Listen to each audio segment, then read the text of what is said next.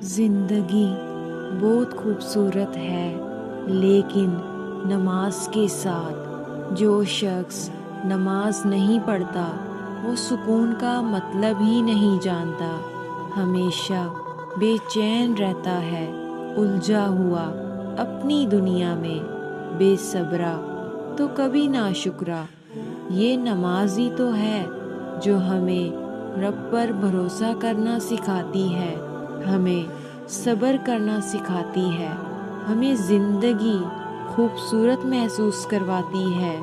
رب جس حال میں بھی رکھے اس پر راضی ہو جاتے ہیں۔